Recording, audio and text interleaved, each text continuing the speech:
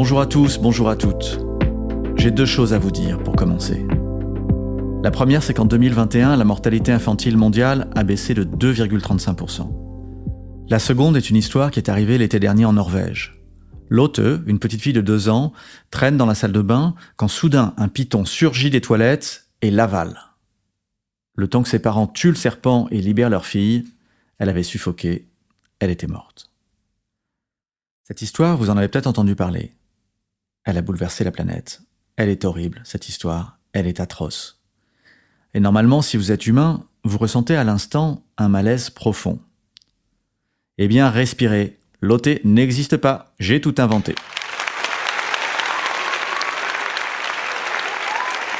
Vous vous demandez peut-être pourquoi je vous raconte ça ?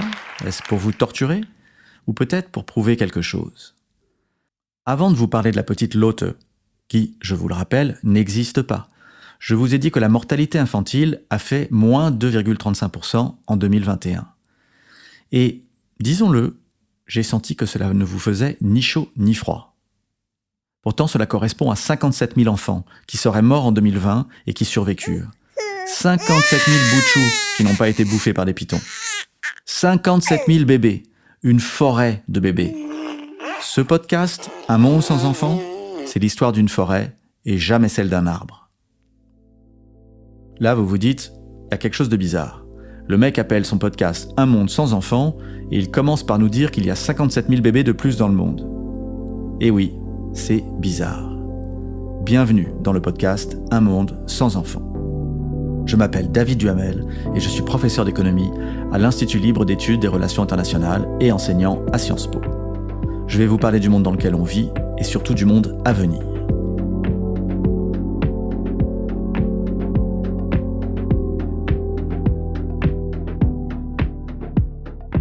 Le nom chic pour parler d'un monde sans enfants, c'est la seconde transition démographique. La quoi ? Eh oui, je sais, personne ne sait ce que c'est. La seconde transition démographique, c'est ce moment dans le développement d'un pays où la population cesse de faire assez d'enfants pour se renouveler. Aujourd'hui, plus de la moitié des pays de la planète ne font pas assez d'enfants. C'est le cas de presque tous les pays riches et d'un gros paquet de pays ni riches ni pauvres, on les appelle les émergents. Mais pour comprendre cela, il faut faire un pas de côté et s'inscrire dans le temps long de l'humanité. L'espèce humaine, Homo sapiens, vous et moi quoi, existe depuis environ 200 000 ans. Et jusqu'à très récemment, disons en 1800, la condition humaine avait peu changé. En 1800, l'espérance de vie globale n'était pas très différente de celle de l'an 0 ou de l'an moins 5000, et la richesse par habitant non plus. Environ 98% de la population était misérable, c'est-à-dire vivait avec moins de $2 par jour. Et si vous étiez une femme, c'était pire. Que vous soyez né en moins 5000, 900 ou 1800, vous pouviez compter sur 35 ans de vie en moyenne et 6 enfants. Vous faisiez le premier à 14 ans, puis 1 tous les 3 ans jusqu'à la ménopause ou la mort. En moyenne, 6 enfants par femme. 2 d'entre eux mouraient avant 5 ans et 2 autres mouraient avant d'être eux-mêmes en âge de procréer. Ainsi, il en restait 2 pour recommencer le même cycle. Ça explique pourquoi la Terre est restée peu peuplée pendant tout ce temps. Bref, pendant des millénaires, la condition humaine reste la même. Puis quelque chose d'incroyable se passe. D'abord au Royaume-Uni. Les gens meurent moins qu'avant. C'est le début de la transition démographique. Dans un premier temps, la mortalité diminue, mais la natalité se maintient. Ce qui mène à une forte augmentation de la population. Presque un doublement tous les 40 ans. Puis la mortalité continue de diminuer, mais la natalité aussi. Si bien que la population augmente, mais de moins en moins vite. Si le Royaume-Uni avait gardé le même rythme qu'au début du 19e siècle, il serait aujourd'hui à 450 millions d'habitants, et pas 68. Puis les deux taux se stabilisent à des niveaux bien plus bas qu'avant. On fait moins d'enfants et on meurt plus tard. Dans les années 80, on pensait en rester là, tranquille. Sauf que non. Le taux de mortalité se stabilise, mais celui de la natalité, qu'on appelle ici le taux de fertilité, c'est-à-dire le nombre d'enfants par femme, continue de descendre, bien en dessous des 2,1 nécessaires au remplacement de la population.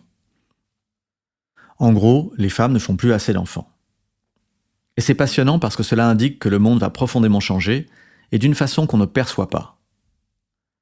Alors la chose essentielle à comprendre dès le début, c'est que ce manque d'enfants c'est d'abord le symptôme de quelque chose de génial. Je parle du fait justement que les femmes ont de plus en plus le contrôle de leur corps et choisissent d'avoir ou de ne pas avoir d'enfants. Un choix qui leur était refusé par le passé. Un choix qui est le fruit d'une conquête jamais totalement acquise. Il suffit de regarder aux États-Unis pour s'en convaincre. Dans ce podcast, je vais souvent regretter que les femmes ne fassent pas plus d'enfants, je vais parler du taux de remplacement comme d'un idéal, et je vais réfléchir aux façons de remonter la fertilité. Mais qu'une chose soit bien claire, le nombre idéal d'enfants pour chaque femme est le nombre qu'elle désire avoir. Pas un de moins et pas un de plus. Cela me fait penser à une classe du printemps dernier. J'avais demandé à mes étudiants comment remonter la fertilité. Avaient-ils des idées ? Et une voix proposa alors, très sérieusement, de demander un quota d'enfants par femme. Personne ne sera surpris d'apprendre que c'est un homme qui avait eu cette brillante idée. Alors non, on va pas faire ça du tout. Et puis, il y a un truc marrant à propos de la démographie. Alors pas marrant, ha ha ha, mais marrant quand même. Lorsqu'on pense à la démographie, on la croit lente, comme un immense porte-container ou un glacier à la dérive. Alors que pas du tout. C'est un bolide, ça va plus vite, beaucoup plus vite qu'on ne l'imaginait. Le développement démographique joue à saute-mouton avec le développement économique. Les habitants du Sri Lanka ou du Costa Rica vivent aussi longtemps que ceux des USA, tout en ne possédant qu'une fraction de leurs revenus. Les Mauriciens font moins d'enfants que les Irlandais. Il a fallu presque un siècle aux Britanniques pour passer de 6 enfants par femme à 3 enfants par femme, mais seulement 11 ans à la Chine et 10 ans à l'Iran. La démographie s'est transformée en Ferrari.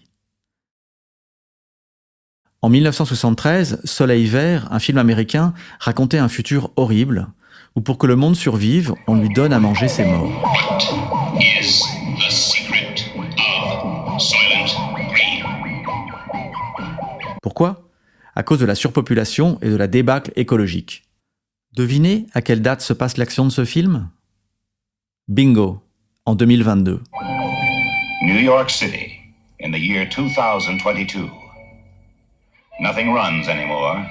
Mais ce film est une fable, un arbre, et ici, nous regardons la forêt. C'est la fin de cet épisode. Vous l'avez compris, tout est en train de changer. Dans les épisodes suivants, nous verrons comment.